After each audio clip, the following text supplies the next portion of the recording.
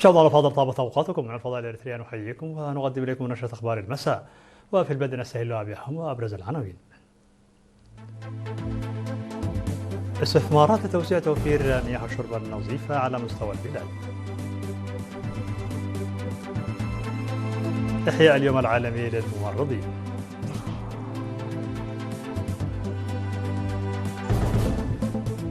تنظيم مسابقات ثقافية في إدارات ضواحي القاش بركة.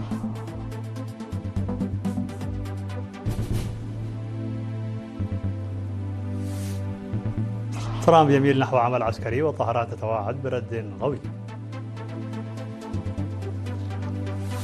مسلحون يقتلون نحو 40 شخصا في شمال نيجيريا.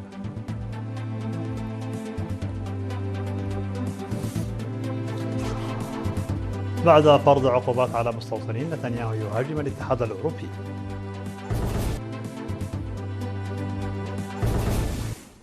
مرحبا بكم من العناوين إلى التفاصيل.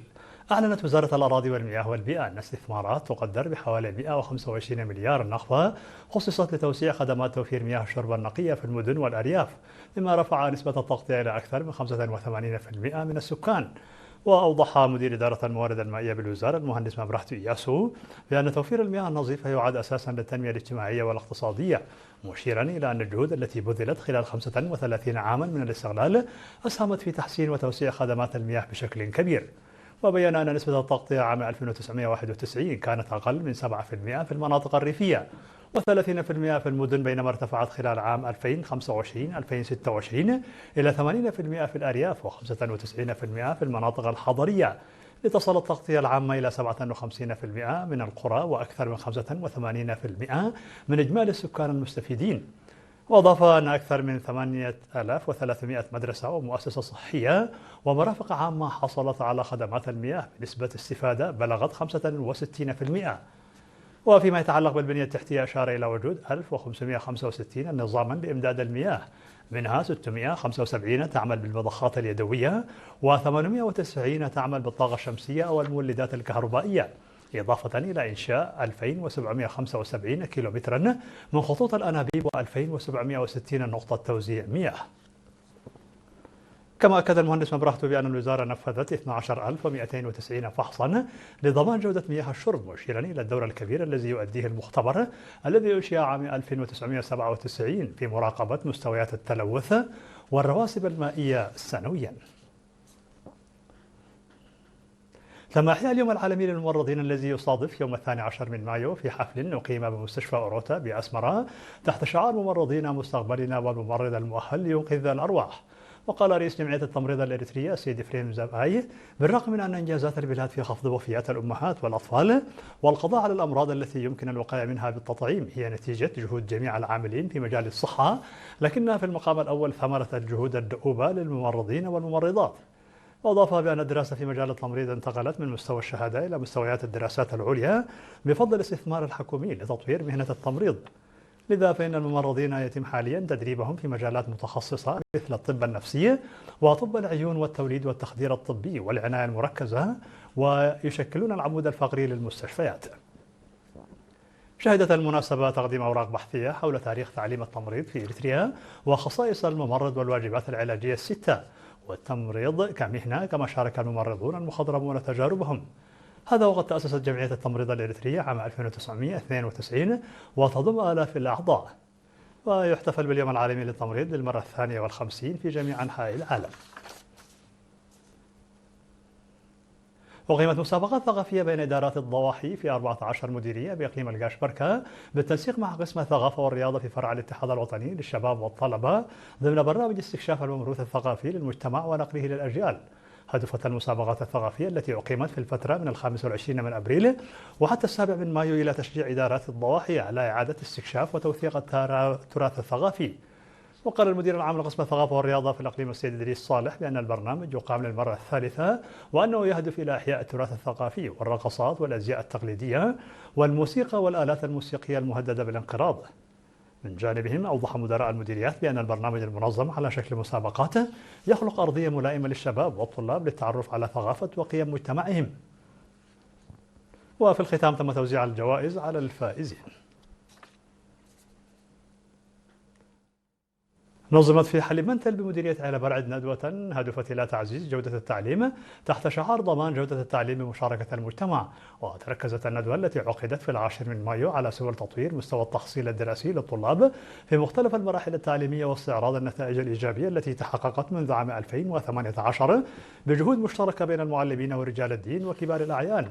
وخلال الندوة تم تقديم عروض حول واقع التعليم من مرحلة ما قبل المدرسة حتى المرحلة الثانوية، حيث أشير إلى التحسن المتواصل في نتائج الطلاب بالامتحانات الوطنية خلال السنوات الخمس الماضية. وأكدت مديرية عيلة برعد السيدة عائشة علي نور بأن الندوة تمثل خطوة مهمة لمعالجة التحديات التي تواجه العملية التعليمية من خلال تفعيل دور المجتمع، مشددة على أهمية تنفيذ التوصيات بمشاركة جميع الجهات المعنية.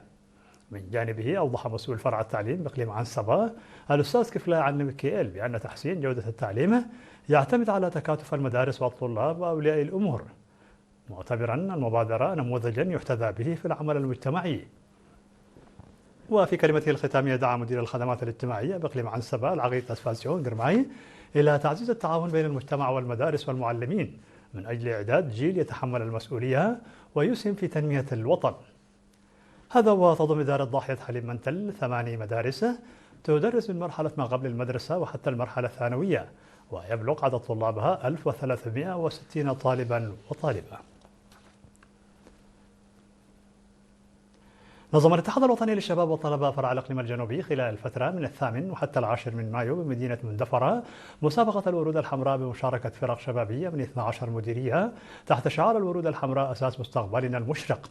وتضمن البرنامج الذي أقيم ضمن فعاليات الاحتفال بذكرى الاستغلال مسابقات في الشعر والغناء والموسيقى والعروض الفنية بمشاركة واسعة من الأطفال والناشئين.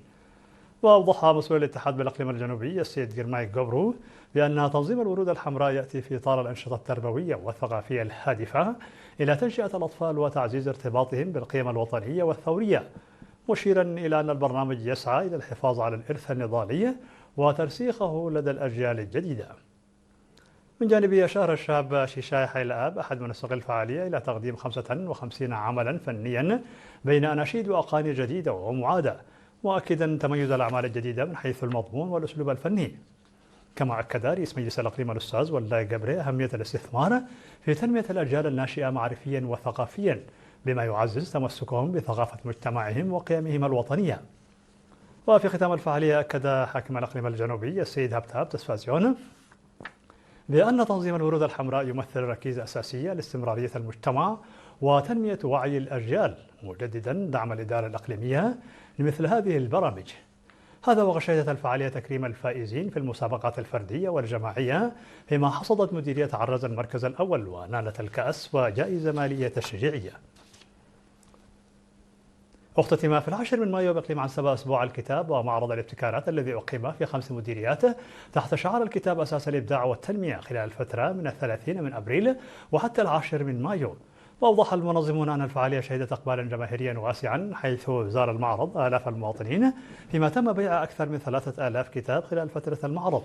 وفي تصريح له حول مسابقة الابتكارات والصناعات التقليدية، أكد مسؤول الاتحاد الوطني للشباب وطلبة إريتريا بالإقليم السيد أزازي برختعب أن المشاركين استفادوا من هذه التظاهرة التي فتحت أمامهم آفاقا وفرصا أوسع لإبراز قدراتهم، داعيا إلى مضاعفة الجهود مستقبلا لتعزيز الإنتاج الإبداعي. من جانبهم أشاد مدير الإدارة والمالية السيد كبروم نرأيو ومسؤول الشؤون السياسية للجبهة الشعبية للديمقراطية والعدالة بالإقليم السيد ملوت السماريان بالمبادرات الرامية إلى ترسيخ ثقافة القراءة عبر معارض الكتب وتنمية قدرات الشباب من خلال مسابقات الإبداع والصناعات التقليدية، مؤكدين ضرورة توسيع مثل هذه البرامج لتشمل مختلف أنحاء الإقليم. وفي ختام الفعالية تم توزيع شهادات تقديرية على الجهات والأفراد الذين ساهموا في إنجاح البرنامج. وفي سياق متصل، تخرج يوم 10 مايو مدينة كرن 32 متدربا شاركوا في دورة تدريبية حول أساليب إعداد الطعام نظمها الاتحاد الوطني للشباب وطلبة إريتريا بالإقليم. نظمت وزارة الزراعة يومي 8 و9 مايو بمدينة عصب دورة تدريبية ركزت على تطوير الأعلاف الحيوانية وتعزيز صحة الثروة الحيوانية، وذلك تحت شعار غذاء آمن ومغذي للجميع وفي كل مكان. واستهدفت الدورة التي قدمها مختصون من المكتب المركزي لوزارة الزراعة الكوادر الزراعية العاملة في إقليم جنوب البحر الأحمر، وهدفت إلى تعزيز إنتاجية الثروة الحيوانية وضمان استقرار الإمدادات من المنتجات الحيوانية عبر تحسين التغذية والرعاية الصحية للحيوانات. وأكد المشاركون أهمية التدريب مشيرين إلى عزمهم على تكثيف جهود التوعية والوصول إلى المناطق الريفية النائية لرفع مستوى وعي المزارعين والمربين بأهمية العناية بصحة الحيوانات وتحسين أساليب تربيتها. وفي كلمة ختامية دعا مسؤول فرع الزراعة بالإقليم الشاب محمد عبد الرحمن المتدربين إلى الاستفادة العملية من المعارف التي اكتسبوها والعمل بجد لتحسين صحة الماشية وزيادة إنتاجيتها بما يسهم في دعم التنمية الزراعية وتحقيق الأمن الغذائي. استشهد في 10 مايو عضو وزارة العمل والرعاية الاجتماعية فرع الإقليم الجنوبي المناضل جبريل كحساي جبريل عن عمر ناهز 69 عاما جراء مرض ألم به. التحق المناضل جبريل بصفوف قوات التحرير الشعبية في شهر يونيو من عام 1975 وخدم في مرحلة الكفاح المسلح في القوات المقاتلة والأعمال الحرفية والتموين، وبعد الاستقلال في مفوضية الإغاثة واللاجئين، ومن عام 2004 وحتى استشهاده في وزارة العمل والرعاية الاجتماعية بالإقليم الجنوبي بمختلف مستويات المسؤولية. المناضل الشهيد جبريل كحساي جبريل متزوج وأب ل5 أبناء، وقد وري جثمانه الثرى في مقبرة الشهداء بدقة محرة يوم 11 مايو. هذا ويعرب مكتب وزارة العمل والرعاية الاجتماعية في الإقليم الجنوبي عن بالغ حزنه لاستشهاد المناضل جبريل كحساي جبريل، ويقدم تعازيه لأسرته ورفاقه وزملائه. مشاهدينا الأفاضل، كانت هذه الأخبار الداخلية. فاصل قصير ونوافيكم بالأخبار العالمية، فابقوا معنا.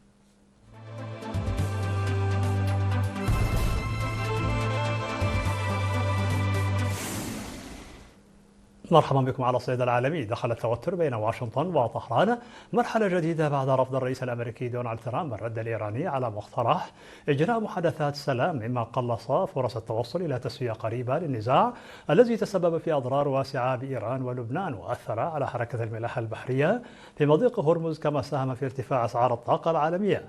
ونقلت وكالة التسنيم الإيرانية شبه الرسمية عن مصدر مطلع أن المقترح الإيراني الذي أرسل إلى الولايات المتحدة عبر الوسيط الباكستاني يتضمن الدعوة إلى إنهاء العمليات العسكرية على مختلف الجبهات ورفع العقوبات المفروضة على طهران. ولوح الرئيس الأمريكي دونالد ترامب مجددا بإمكانية العودة إلى الخيار العسكري ضد إيران، معتبرا أن وقف إطلاق النار بات على أجهزة الإنعاش، مؤكدا أن واشنطن تسعى إلى تحقيق نصر كامل في الحرب، في وقت كشفت فيه تقارير أمريكية عن اجتماع مرتقب لفريق الأمن القومي الأمريكي لبحث مستقبل المواجهة مع طهران، بما في ذلك احتمال تنفيذ عمل عسكري جديد لزيادة الضغط عليها في الملف النووي. وبحسب مسؤول في الإدارة الأمريكية، يعتزم ترامب بحث الملف الإيراني مع الرئيس الصيني شي جين بين خلال لقائهم المرتقب في بكين خلال الأيام المقبلة. أسفرت هجمات مسلحة في شمال نيجيريا عن مقتل نحو 40 شخصا بتصعيد جديد لأعمال العنف التي تشهدها المنطقة بحسب إفادات تقارير أمنية وعدت لصالح الأمم المتحدة. وتأتي هذه الهجمات في الوقت الذي يعاني فيه شمال نيجيريا، وهي المنطقة الأكثر اكتظاظا بالسكان في القارة الأفريقية، من تدهور أمني مستمر نتيجة نشاط جماعات مسلحة محلية تعرف باسم قطاع الطرق. وتنفذ هذه الجماعات عمليات نهب وخطف واعتداءات على القرى، إلى جانب نشاط جماعات متطرفة تنشط بشكل خاص في الشمال الشرقي ومناطق حدودية مع دول مجاورة. وخلال الأشهر الأخيرة شهدت البلاد تصاعدا ملحوظا في هجمات هذه الجماعات، مما دفع السلطات إلى إعلان حالة طوارئ أمنية في شهر نوفمبر في محاولة لاحتواء الوضع المتدهور الذي يهدد الاستقرار في عدة ولايات شمالية. أدان رئيس الحكومة الإسرائيلية بنيامين نتنياهو الاتحاد الأوروبي بعد قرار التكتل فرض عقوبات على مستوطنين إسرائيليين متطرفين على خلفية العنف ضد الفلسطينيين في الضفة الغربية. وقال مكتب نتنياهو أنه بينما تقوم إسرائيل والولايات المتحدة بالعمل نيابة عن أوروبا، كشف الاتحاد الأوروبي عن إفلاسه الأخلاقي من خلال إرساء موازاة زائفة بين المواطنين الإسرائيليين وإرهابي حماس. وكانت كايا كالاس مسؤولة السياسة الخارجية في الاتحاد الأوروبي قد قالت في وقت سابق أن وزراء خارجية التكتل توصلوا إلى اتفاق بإشان عقوبات جديدة تستهدف المستوطنين الإسرائيليين الذين يمارسون العنف في الضفة الغربية، بالإضافة إلى شخصيات قيادية في حركة حماس. وتعطلت حزمة العقوبات التي تستهدف 3 مستوطنين و4 منظمات استيطانية لم يكشف عن هوياتها بعد لعدة أشهر بسبب اعتراض الحكومة الهنغارية السابقة التي خسرت الانتخابات الشهر الماضي. في الخبر الأخير تستضيف السويد قوات متعددة الجنسيات في مناورات عسكرية على جزيرة غوتلاند، وهي جزيرة سويدية كبيرة في بحر البلطيق ذات أهمية استراتيجية للأمن الإقليمي. وتتمحور هذه المناورات التي تعد جزءا من مناورات أورورا 26 العسكرية حول سيناريو تمهيدي قبل إعلان نشوب صراع مفتوح. وأجرت القوات تدريبا بالذخيرة الحية، حيث تدربت على استخدام الطائرات المسيرة وأنظمة الدفاع الجوي، بالإضافة إلى المدفعية والدعم الجوي في ميدان ريمايا توفتا بالقرب من فيسبي. وشارك مشغلو الطائرات المسيرة الأوكرانيين من الحرس الوطني والبحرية في التمرين، حيث عملوا كقوى معارضة، وإلى جانب القوات السويدية والحليفة قدموا الدروس المستفادة من الحرب في أوكرانيا. في نهاية نشر لكم تذكير بأبرز ما جاء فيها من عناوين. استثمارات لتوسيع توفير مياه الشرب النظيفة على مستوى البلاد. إحياء اليوم العالمي للممرضين.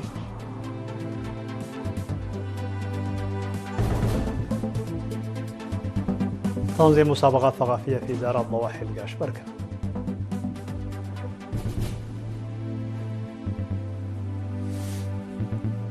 ترامب يميل نحو عمل عسكري، وطهران تتوعد برد قوي.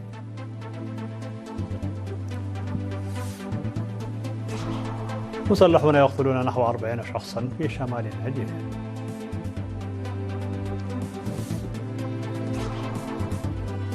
بعد فرض عقوبات على مستوطنين، نتنياهو يهاجم الاتحاد الأوروبي. مشاهدينا الأفاضل، بهذا نكون قد وصلنا بكم إلى نهاية النشرة. شكرا على حسن المتابعة، دمتم بألف خير.